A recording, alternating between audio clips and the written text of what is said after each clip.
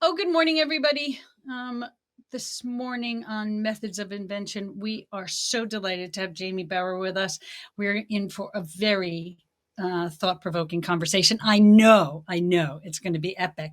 I'm not going to give away too much about your background because I want to hear it from you, and then we're going to talk about your invention and how that all came about. So can you just do your intro? Do your intro, please. Um, my intro, my name is Jamie Bauer. So, gosh, the intro is that I am a mystic who never really knew how to call myself that, raised by a mystic herself, but went all the way into the world of business and parenting as a much more normal person. I say professionally raised at Microsoft. I was in the Xbox group for about 11 years. Um, I spearheaded the launch of Xbox 360 into the US channel and found that along the way, anytime I did anything spectacular, it didn't seem like such a big, complicated deal. And people would ask, oh my gosh, how did you do that? I don't know if people understand the video game industry very well. Xbox was late. Sony and Nintendo were like the big battling forces. And Xbox, the Windows operating system company, came in and tried to do video games. And the first generation was okay. It was kind of cool, but like definitely third place by a bit of a distance. Xbox 360, which is the launch that I got to lead into the US channel, we actually, I think we might have won it. If we didn't come in number one, we were close. And they're long, years and years long, these console generations. And people say one of the reasons they think Microsoft won it is because of how we launched into the US channel, the retail channel. I'm diving into the stories, Amy, before I give you my background. So maybe I'll save that No, story. You want me to go through it? but I no. Let's go where this leads us, okay? Because I have a question, that something that you just mentioned that I think might be the kernel of this. And when you said that people said you did this incredible thing, and people said, that must be so hard, and your face did that thing where you didn't want to admit that to you. It really, you don't really understand what people are talking about when they say hard. So I'd like to hear about that. Yeah, it was hard. It just wasn't complicated. Um, and what I mean by that is in this particular instance for video games, I think it was about 2006 that we launched Xbox 360.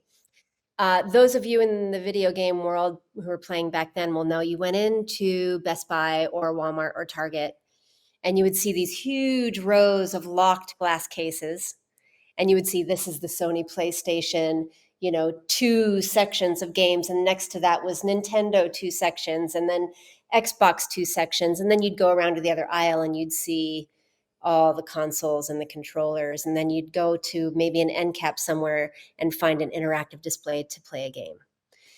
Now, retail is and video games at retail are like razors and razor blades. You lose money on the razor. You make money when you attach razor blades. You lose money on the console. You make money when you attach games and accessories.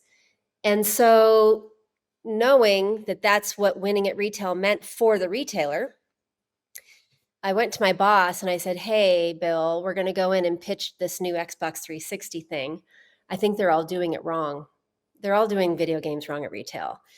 And I don't think they'll take that message from us if we just say it and show our stuff. I'd like to present the Sony section first, the PlayStation section, and I want to make it beautiful.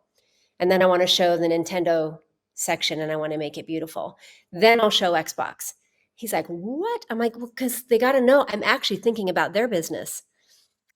They're making people walk about 22 steps to get a console, find the game that they want, try it out on an end cap, and go back and get a controller or something, maybe more than 22 steps. And so I literally went in to pitch. And back then it was foam core.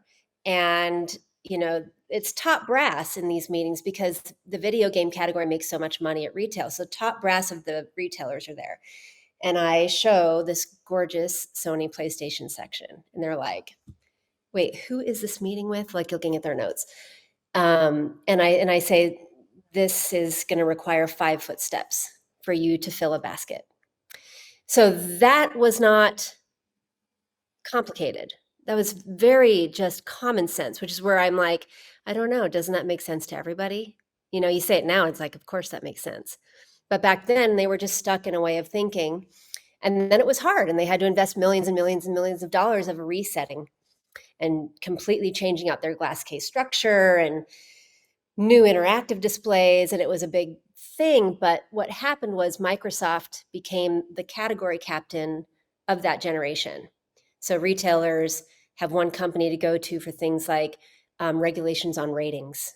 They need a category captain to go to. And so Microsoft became that. So along the story of my intro, that little stop is maybe just to your point, Amy, like a little hint of the way my brain works and how I got to the thing I've created.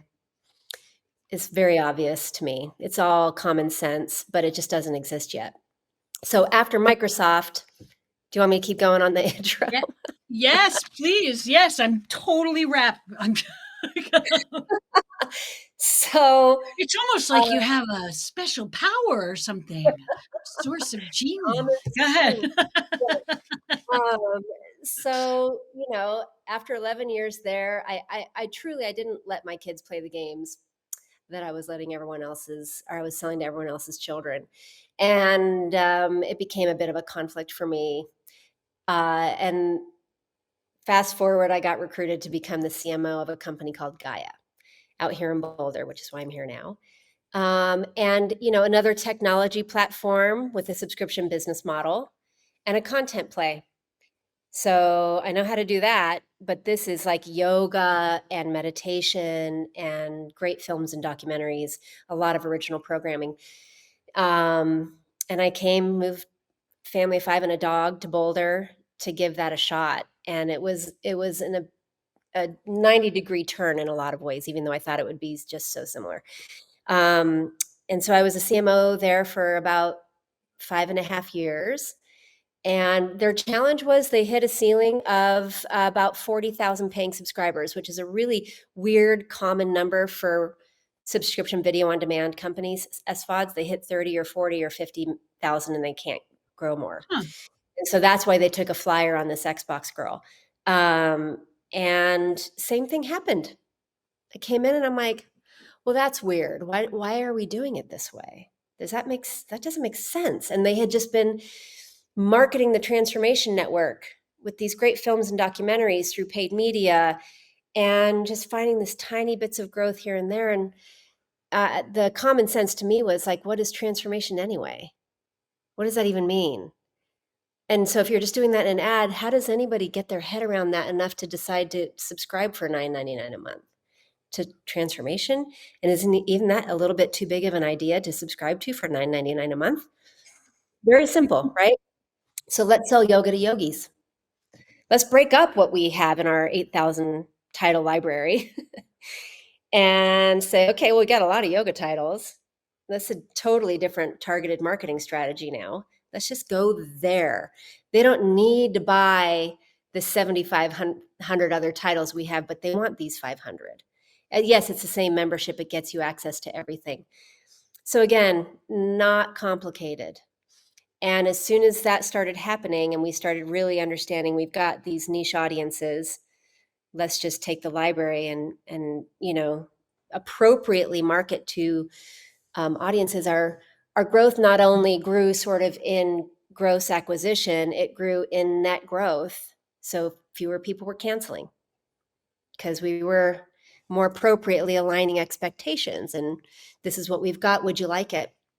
So we grew from 40,000 to over 600,000 paying subscribers in just under 6 years. And then after that, around just pre-COVID by a couple months, left and honestly, Amy, started writing You know, when you go through it, what I'm not saying, there is subtext of all of that hard work where there was a lot of burnout.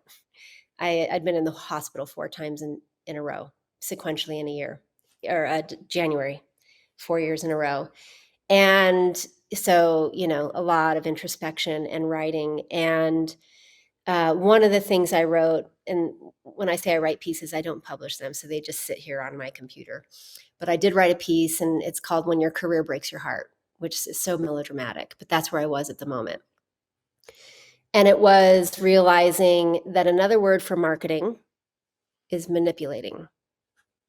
A really great marketer is an incredible manipulator as a skill.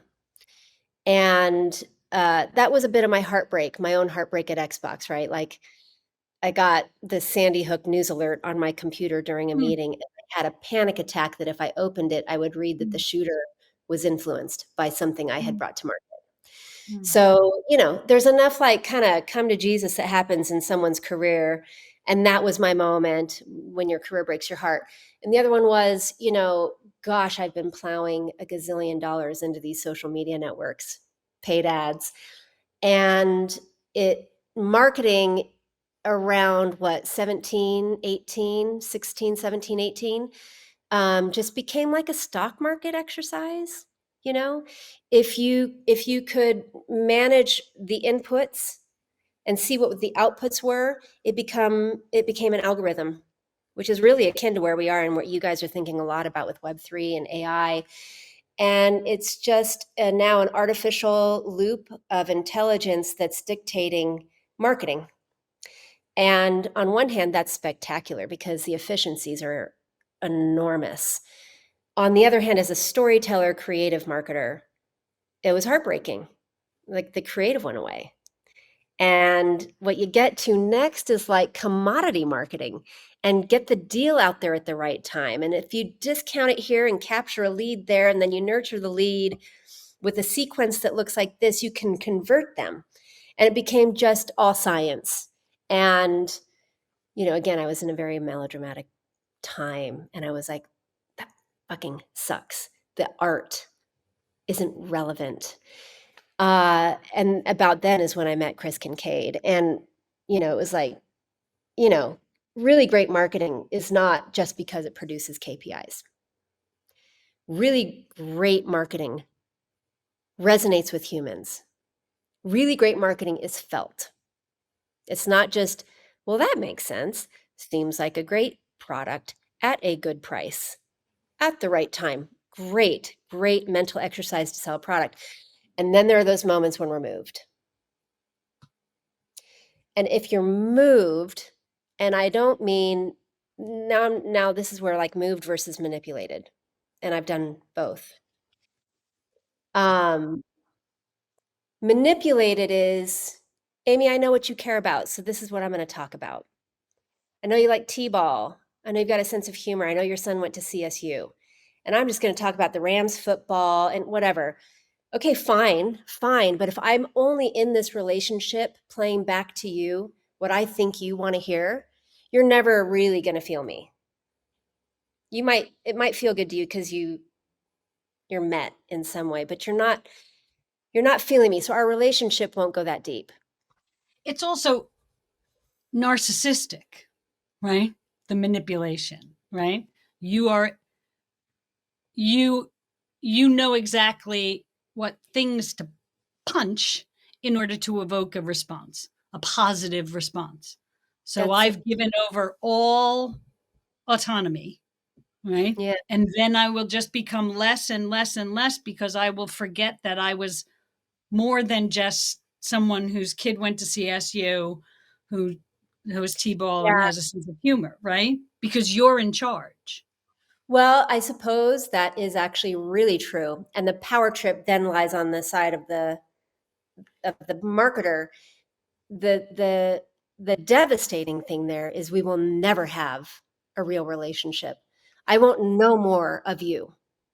Right. What I Because think you have all the science to back up that you're right. You're right about me. You're right. And that's so great that you're right. And you're making so much money because you're right. And you don't know anything about that I might have No, changed or that there are other facets or any of that kind of stuff. Don't you think that's remarkable? it's remarkable, and it fell apart in front of every human being's eyes in 2020. Yes, absolutely. Absolutely. Absolutely. Because anybody who was developing their, I'll say brand, because that's just going to be the conversation we're having today, but you could put it in almost any part of our human lives. If you developed a brand in informed by only what you said you wanted me to be, what happens when your entire life changes? Now you're different. You don't drive to work the same miles. Your car is not really that relevant right now. All the things I thought were important because you said they were important, the world changed and I built my image on the world. So now who am I? And so that was like a moment of crisis that was just so obvious that anybody who built the image on the outside world had to completely be like, what do I do now? Talk about trying to pivot when you don't even know where you're like, where your anchor is. Right. So yeah, it's that's why, a lot of my marketing now sounds weird to people. The marketing mystic, what does that even mean? And getting mystical with marketing is really just, again, not complicated. For me, it's like we're just people. We're just humans who happen to be engaging in a value exchange of a product or a service for money or something. Uh, and if we can interact as humans and we actually can energetically now, not just cerebrally make this a mental exercise and intellect, but if we can actually now connect, everything's different. Right. Business, fundamentally, even the business KPIs are different.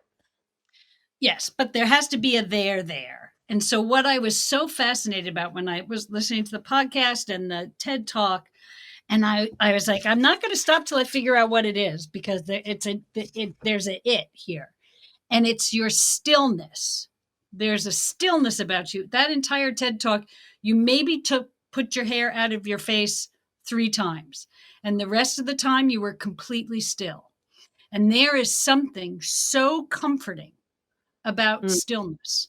That was interest- not something that was comfortable before COVID or whatever happened, right? mm, There was this go, go, head down, do the grind, get it done, you know, this aggressive sort of thing that Mother Nature decided, you know what, everybody's just going to pump the brakes really mm. hard. And there will be a time where people who are not screaming into the void will no longer have a place. And so when I watch you speak, I see that kind of there's um there's a surety to it. It's not a false confidence, it's who you are, right? Do you think that it is possible to sort of uncover that stillness in all leaders, or do they have to be open to relinquishing a lot of control? Because I think you do have to. Do you understand? Do you I feel me? do. Totally. Yeah, and you're the only one who's reflected that back in the TED Talk. That's Thank you for that. They also tell you you can't move very much and you can't step off the dot. Oh, Um, okay. Well, but way to no, work with the constraints. it is. I will say it's my nature as well. You know, and I think a leader, absolutely. A manager, for sure. A new hire, 100%. My child, who's entering high school, yeah.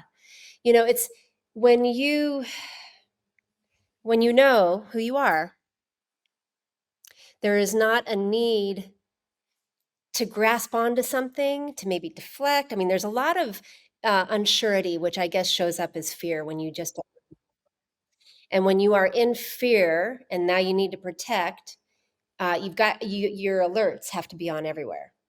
Right. And it's a little herky jerky. It's a little spastic, actually. And we know those people in our lives who kind of just feel spastic. There's no anchor really. and they're probably searching for, wait, who is this? And maybe they're coming around it and they don't like the answer or something, but like it's too risky to come right here. And so it's so interesting. This, after this TED Talk and that podcast, I have the most reach out I'm getting are individuals who are asking me, "Can you help me? Can you help me find me?" And Oh, yes, they're going to try to that's kind translate of it into. heartbreaking. I think it's beautiful. I think it's beautiful because I think it's the state of most humans is they don't really have both hands on it. Mm, They have a mm. finger. They might have a I finger. They love might have that. fingers, but they don't have both hands. I And think that's a very profound, that's a beautiful image of both mm, hands, right? yeah. It's a beautiful image. And I think it's why I said this in the TED Talk. I might have said it in the podcast, but everyone cries. Everyone cries when we do this work. I to put both hands on your own self again, and as I said in the talk, maybe for the first time, is I don't know. I'm not quite sure exactly what it is, but it is one of the most emotional things I've ever witnessed. It's tender. It's really tender. So can leaders do this? Well, yes, they have to be. If they work with me, you got to be able to go here with me. It's vulnerable, and it's not at any stage of life that this is going to be accessible for people. And when you really do come to someone like me, you're ready. You're like, okay, I am so done doing it the way I've done it. I am burned out. I don't even have, I don't know how many years I have left where I have to do this. Really, is this where all there is? And they come to that point where it's like, okay, let's go.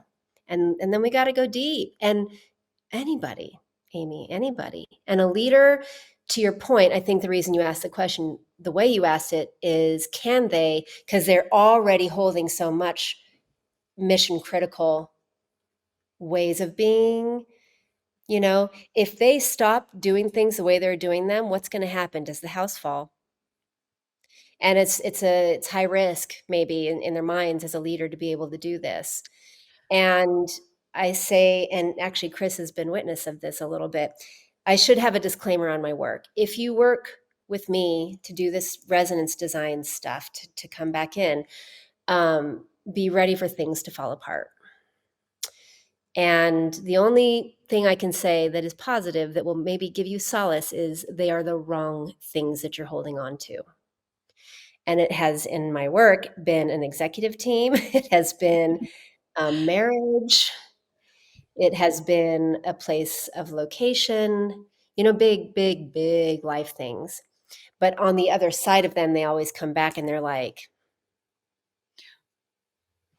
Right. thank I needed to let go of that. That wasn't serving Right.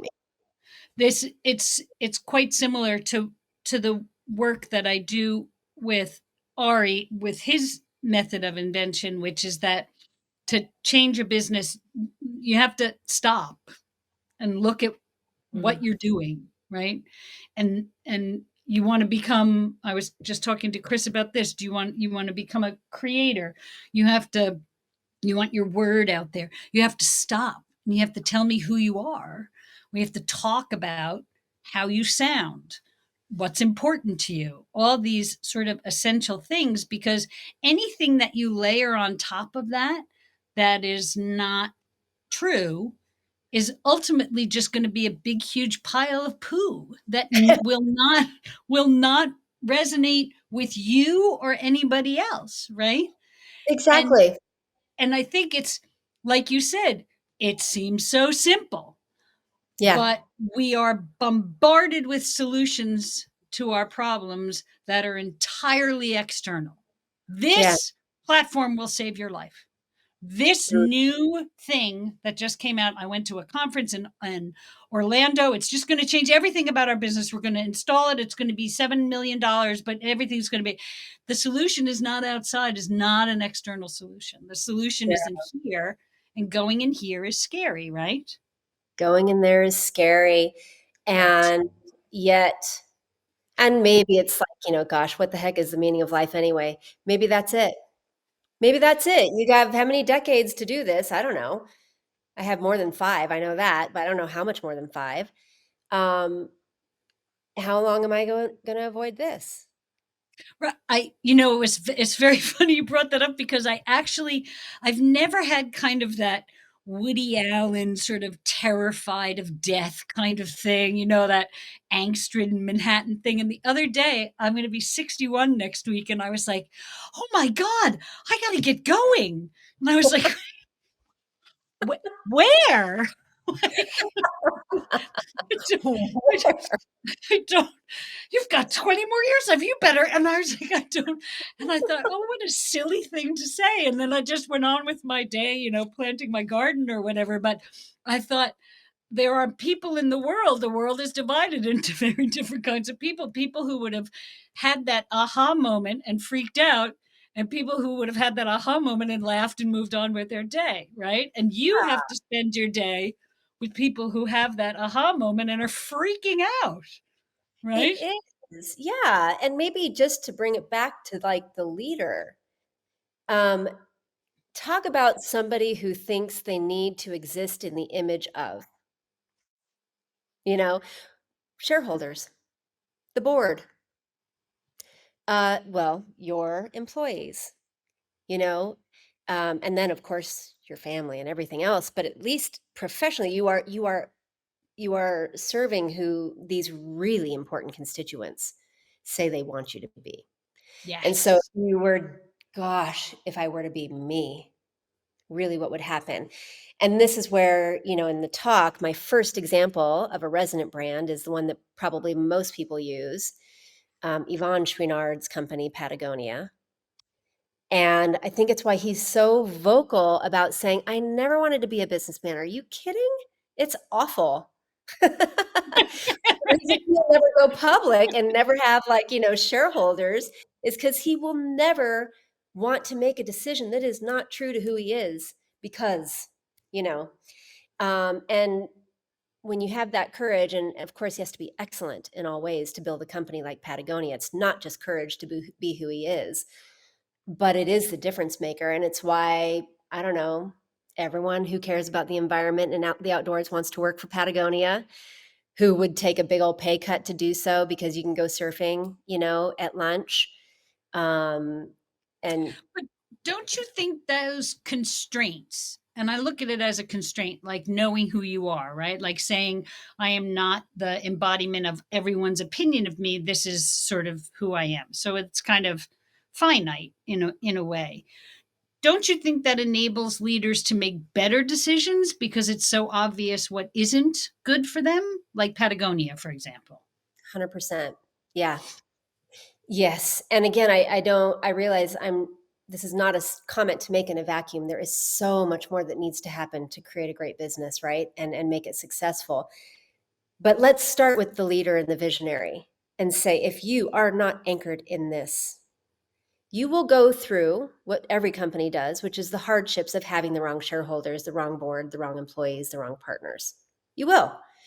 And if you do start very, very anchored, it may take you a little longer to find the right people, but watch the tenure. I mean, it's going to, the tenure, or from a consumer to brand relationship, the lifetime value, just drastically different. And that's where I say, resonant brands make for good business because, the relationship is based on truth. It's just true. You don't have, yeah, when shit hits the fan, the way you react is going to actually be predictable to me, which carries less shock now. Even if I know Yes. you're terrible when shit hits the fan, at least I know exactly who you are. And I tell everybody, it's okay. Amy just needs a minute, you guys. And Yes. go be a shit show. And then, it's okay. Yes. We're still here. We know Right. exactly who you are, Right. as opposed to Like like the facade. character Shiv in Succession, where she schedules her grief on her planner. She could say, right? She knows exactly who she is. It's not a nice person. It's not a No, warm and fuzzy person, but she knows who she is, and that is a remarkable character study. You know what I mean? she So knows who she is, but her. circle didn't. That was the only reason, you Yes. know, it's too dangerous in her mind for everyone to really know who she was. That's why she had to do it in a conference room and, Yep. Yep. yeah. So I'm really interested in this whole 4-step process of ignore the consumer, connect to your truth, glow, tell your story, embrace your fans. And when I was thinking about it, I thought, ignore the consumer, connect to your truth. What if your truth is diabolical? Do you know what I mean? Like if you happen to, I mean, maybe you want to run for the highest office in the land, and your truth is that you are an empty shell of horrible, but who just wants to sow hate and whatever. Yeah. Is that, can you take this? I mean, it was such a weird thing to think about, but does this methodology work for the dark side? I would assume it does, Absolutely. And right? guess who come along? Look at those fans, Absolutely. And right? die hard. Right. And So, lifelong, no yeah, matter what, right? Weathering the storm. I mean, if you think of somebody like, I have a Patagonia base layer that I've had for 25 years, and I will not throw it out because it tells the story of my life. And I yeah, have patched it and done all this stuff, and they will never be able to send me a version of this, right? yeah, And so they don't have to ask me twice for, when I have the money to buy, that's what I'm going to buy. But yeah. what if you invested that level uh, you know, of yourself in something that was dangerous, right? It's the same power, isn't it? Same power. Yeah. M All I do is decide who I work with. My whole thing is I work with good people who do important work. And so if I don't relate to you, I don't think you're a good person, and that work's actually, well, I won't work with them. But I will tell you, if they're anchored in their truth and they don't look at any data that says, well, to get more votes, you should probably be more friendly to the left. Like they're just going to say, screw that. This is what I care about. They're going to get lifelong die-hard fans and supporters and constituents. And yeah, it's just a formula that works on truth, no matter what that is. Right. And there is no way to turn that boat around once you Uh, express your truth. well, I don't know. I mean, doesn't truth evolve? Doesn't it become, my life's a whole spiral. I come back to the same stuff again and again. I just hope I'm at a higher altitude on it. But yet, like, you know, the truth when I started working at Xbox was I was captivated by the genius that was happening there, and it was fun, and then at some point it was like, "Oh my god, I had children, and wait, what am I doing?" So my truth just evolved. So when you work with people, do you talk about do you sort of dive into the evolution of their truth so that they can see that it's changed? Is that part of the process of getting to it? It's I don't not want to give necessarily. away the trade secret, but It's okay. I mean, this is in the TED Talk, and it's not the crux isn't how you are evolving and changing. I think that you're actually this conversation with you is cool because I haven't really factored in how truth evolves into this work yet. But the whole brand seance, um, which was not my terming, it was actually Chris Kincaid's. Um, we visit the youngest version of you that you can remember, followed joy. Like we have an age in mind where we weren't doing this because we should or be a good girl or whatever. You woke up and went and did what lit you up, 3, 4 years old, maybe. And so we visit, it's really important in this version of what I do to get you kind of into that, the both hands on when you weren't afraid to like, who's this? You weren't like afraid of it. You didn't have to avoid this one. And you were just endeavoring in something. What was it? And there's information in there. And maybe you mentioned gardening, I bet you were outside. You mentioned Patagonia. I bet you love the outdoors. I bet you as a little girl, that's where you found, I don't know, something that lit you up in a different way. And so like I would have you play with little Amy, and I have you do it with eyes closed, like sort of in some sort of meditation, because it's not something we do every day. So you have to do a little bit of work to find her, and you have to picture her, and I want you to see what she's wearing and things like that. And then I have you literally reach your hand out and say, "Hey, can I play?" And you play together, and it's just your eyes are closed, but like this thing is happening now. Like these cheeks are getting red, and it's so beautiful to see people go there. And then you invite the 100-year-old version of yourself. The 100-year-old Amy is very wise, and eyes closed again. You have to. She has something to say to you. Like listen, and that's really where the tears come. So I suppose, there is this just insinuation of the little one to the older one, and the present one. They're both living in you right now.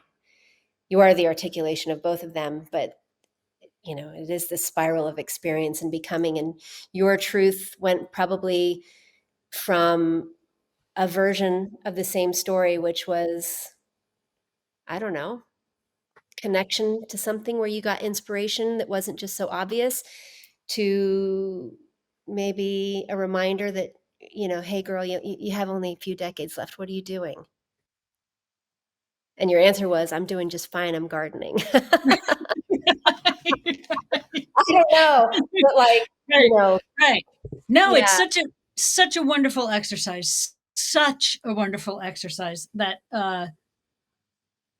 because if you have that, if you understand that, and then as part of your sort of molecular makeup, there's no opportunity to be uh, disappointed, which I think is probably the worst emotion a human can have, Ooh, because it feels like, do you know what I mean? There's like, I could have done that, but I didn't. I can't. It's like I said to my son who's home from law school, I said, if I have to say this to you one more time, I don't know what's going to happen, but you cannot put the empty chocolate milk back in the refrigerator. Because when I want chocolate milk and I go, because we have this local dairy up here, and when I go to the dairy, to the creamery to get the milk from, I can see the cows that are bringing me this milk, right? And I go into this little refrigerator that's right outside where they process it, and there's an honor box where you put your cash money to take the chocolate milk. I get it. When I want to treat myself to chocolate milk, it better freaking be in the refrigerator, right?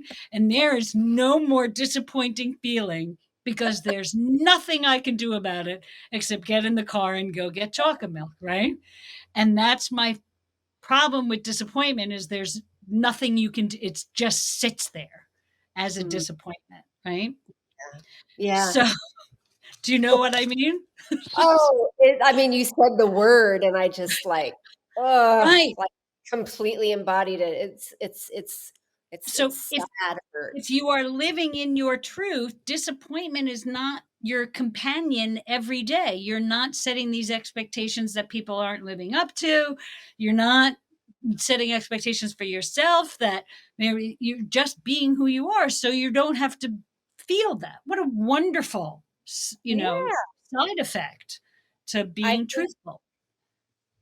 I think it's the quote that you mentioned when I hopped on this uh, call that's on you that you heard. Did you say Oh, any of it? from my friend Mr. Graham Nash. Right. Yeah, yeah. I think it's that. I think, and unfortunately, I don't think it means we are never disappointed, but at least we're not breaking our own hearts as often.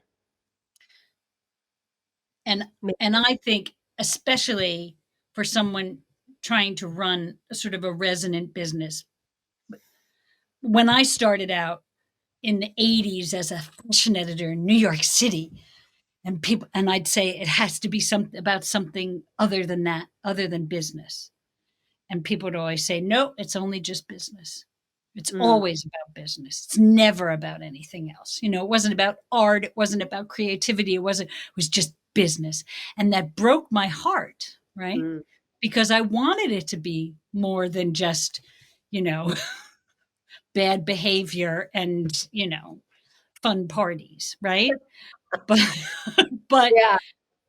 I do believe that it is about, I do believe that if you want to have a life that you can say that you're proud of, it has to be about more than that.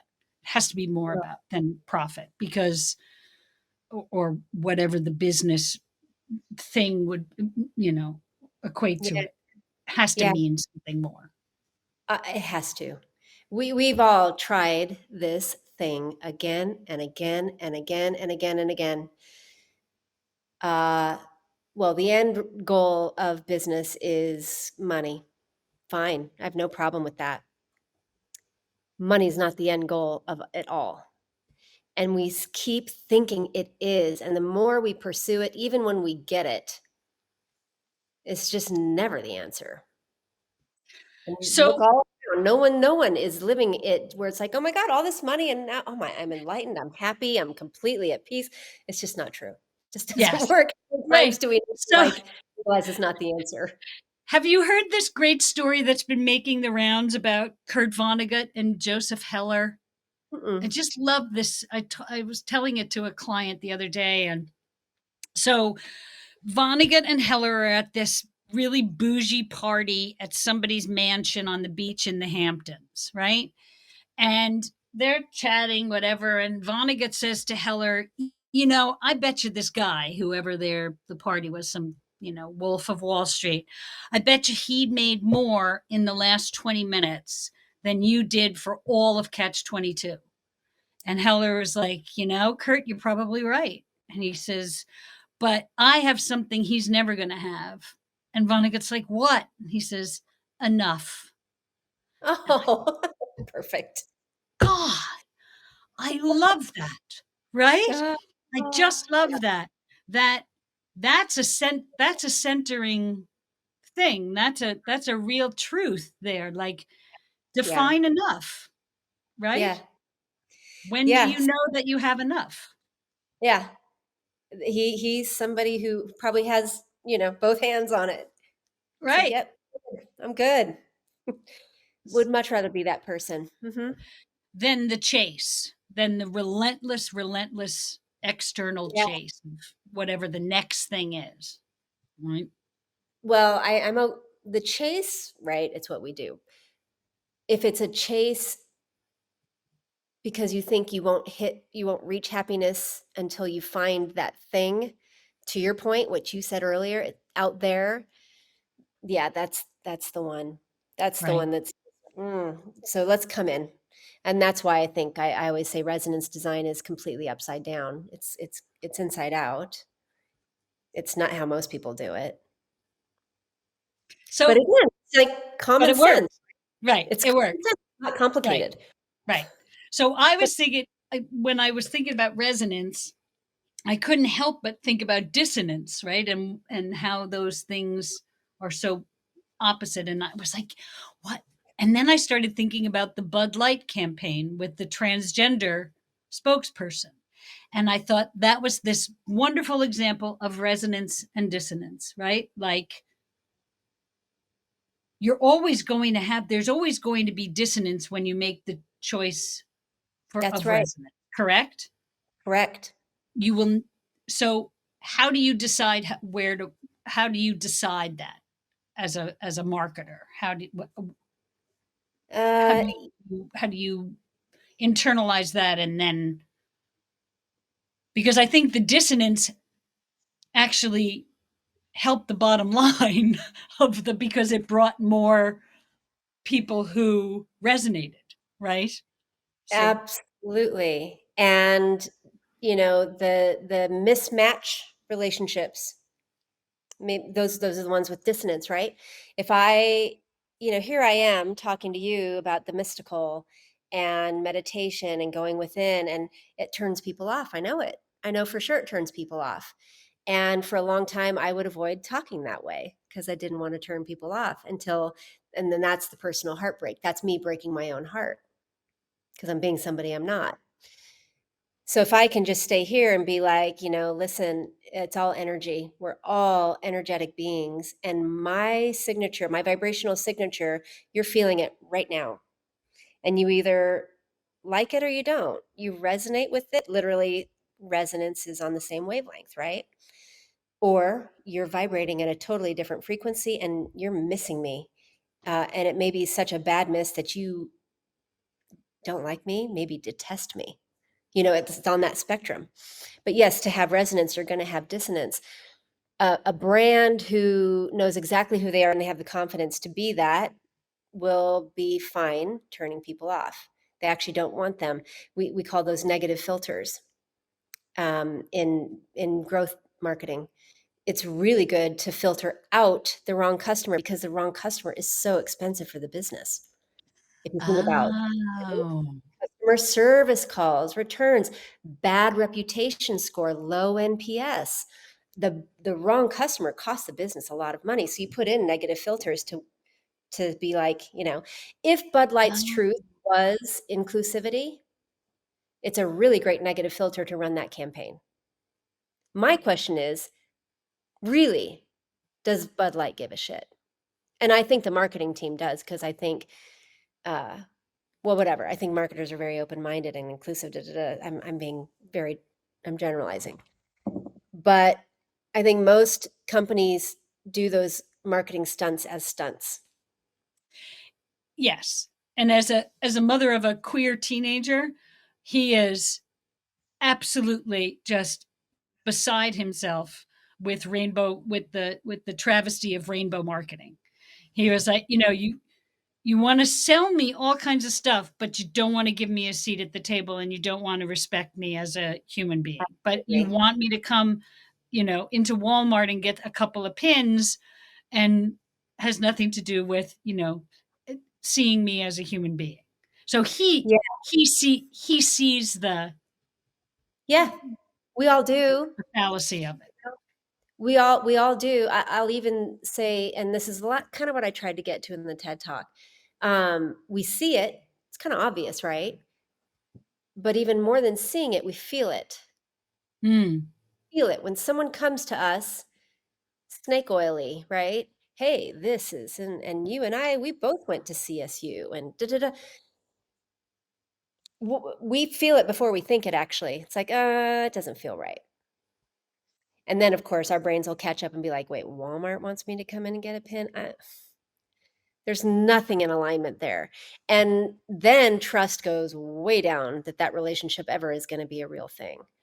So, that's my whole thing. Like, we feel each other, so you might as well be true anyway, and attract the ones who match your resonance. Those are great long-standing relationships. And isn't that a better way to build a business?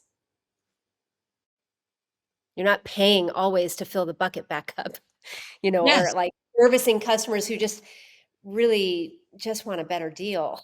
They don't care Yeah. about why you're Well, doing what you're doing. right, because we used to say in the fashion business, once the conversation became about price, everybody's going to lose.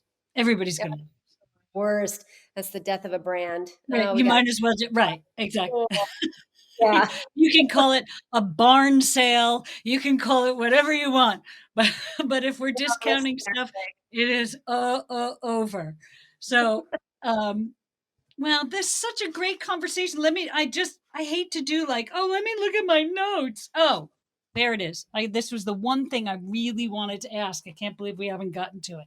So, in some circles, like the club I've been a member of for a long time, we call it a moment of grace. That there was a time where you thought this way, and then something happened, a moment, and then you thought this way.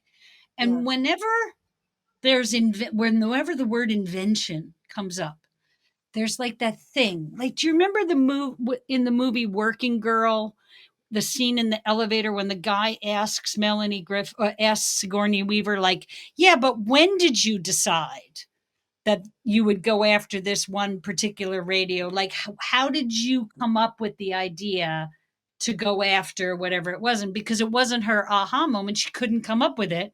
But Melanie Griffith did, because she told about reading it in the newspaper that she was getting married, blah, blah, blah, blah, blah. So, what was that moment of invention when it came to developing this inside out resonant sort of idea? Yeah, I mentioned that I started writing during COVID. You know, the what we've had the great resignation and all that. For me, COVID was the great reflection. And, just sitting here in this house every day and trying to do yoga, whatever, it was just such a like, wow, what is happening in this world? What is my part in it? What have I done? That's the whole when your career breaks your heart. And it was kind of that moment of that heartbreak where I was like, how many times have I built a brand and driven a marketing campaign that was just to seem like what somebody wanted us to be? Plenty, plenty of times. And then, sorry to make this personal, but it was, how many times have I done something a certain way just because I thought that's what somebody wanted me to be? Ugh, like that's the biggest heartbreak of all. And then it was like, you know what? It doesn't work anyway. Every time we did that as a marketing campaign, even though we were getting the lowest CPAs, the campaigns were by far the most efficient. And by then, all the rhythms were running it anyway. So they were all optimizing toward this low CPA, CPM thing. It wasn't a good match. Those people left. That sucked. That was a complete waste of money. Like, this is how the conversation went through my head. We spent $40 million that year, and how much of it actually was on people who wanted what we had? And I believe we had a great offering, right? But publicly traded company, shareholders, you've got targets, you got to meet them, whatever, that whole dance. And just realizing how futile it is and what a waste. And yeah, it's slower growth if you go try to find the right people, for sure. And they're going to cost you a little bit more money. Your CAC or your CPA is going to look worse. But compare that to the lifetime value. Now you've got a good business. So that was the moment of grace. It was very personal. It was informed by all that work. It was realizing that an algorithm had taken over the role of the creative marketer. Thankfully, it's back. The creative marketers Yes, yes. with the No, help of the yes. artificial I mean, intelligence. that's the best part. It's like this wonderful gift Yeah. that people like you and me received, was this technology that actually is such a good assistant. Oh, Such a good assistant. But it has to come from it. Nothing happens unless it comes from me. Like, yeah. I have to prime the pump. I'm the incendiary force here. And Yes. and when that happens, it's the it's like passion's just, oh, of course, now I'm totally into it, right? Because Yeah. I understand my value. I understand my place. My place is where I choose to be. Right? Yeah. Right? Right? I So, think, go ahead. go ahead. No, I go ahead.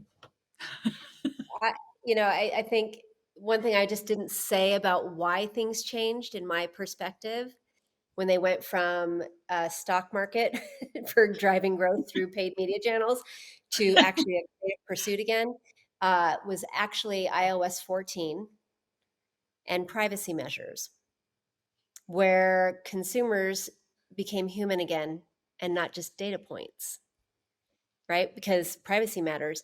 And as humans, we feel. So let's just actually start to speak some really brilliant, impassioned truth, and we'll find who resonates with us and who doesn't. And now this little sidekick that's going to be a tsunami AI, maybe already is tsunami.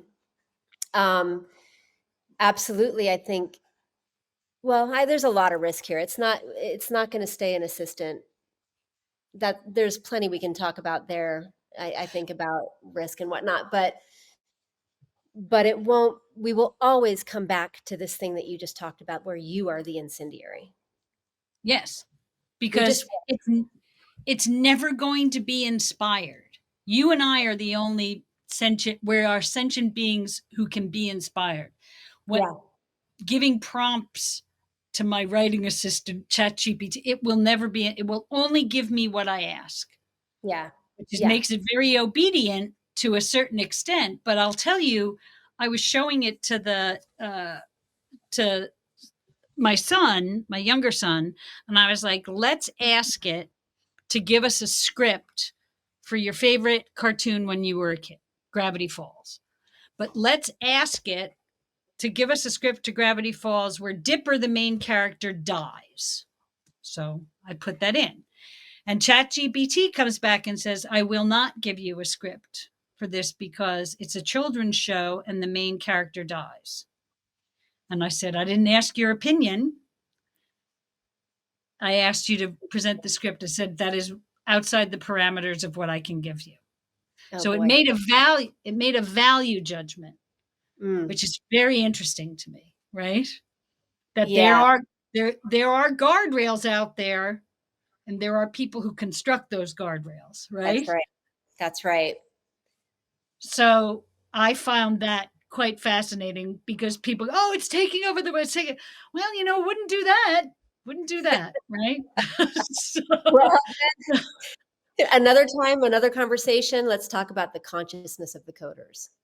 That's the yes, next big conversation. And yes. again, like selling the transformation network for Gaia, like how do you get your head around transformation and how does it exist on the network? The consciousness of coders, I don't know. That's the next thing we got to dig in on. But like it's a Yes. big, big, big idea, big concept, and will be, in my opinion, the rudder of all of this. Mhm. And Absolutely. And uh maybe there have been some good lessons learned that we're now talking about a population of people who part of their truth is that they already understand somebody taking advantage of their yeah, whatever yeah. because I know for a certain generation, my children especially, they are savvy as all get out when it comes to how you talk to them when you're trying to sell them shit. Right? Totally. Oh my Right? gosh. I think this new generation is rad. They are so and yet they're the most vulnerable. Uh, Yes. yeah, Yeah. but boy, are But they amazing. we changed our family motto during COVID because I was at the time I was just doom scrolling and smoking cigarettes in the garage. I no longer do any of that kind of stuff. It's just like it's all coming to it, and my kids were home obviously, and they were like, Mom, you got to get a better attitude. They're like, we're just starting out, and you just keep telling us all this horrible stuff. So we developed a new family motto, which is, what if it turns out great? Because Oh, there's just as much of a chance of it turning out great as it turning out like poo. And so every time I feel that level going up in me, I go, ooh, ooh, ooh, what if it turns out great? oh, I And then love it that. just puts it right back down to where it's supposed to be, which is, Gosh, yes, that generation is vulnerable, but what if it turns out great? You it'll know? turn out. I love Yeah. that. Thank you for another real world example of it not being complicated. You Right. know, Right. it's not Right. easy because now you got to actually like deal with your frustrations and a saying that sounds stupid when you're frustrated. But I'm not going to post it on social media. That's my gift to myself. I'm not going to diminish I the love it. beauty of it, right? By taking our family motto and turning it into a cross stitch on Canva or something, right? Well, I mean, what a great little thing to have in your pocket. Seriously, anybody Right, at any point. exactly. Well, this Fantastic. has just been so awesome. Now we're totally over time. We went on way too long, as I knew we would. I just knew it. Oh, I'm so Thank you glad to have so this much for conversation. I had such a wonderful time. Thank you so much. Same. Thank you. All right. Bye. Bye.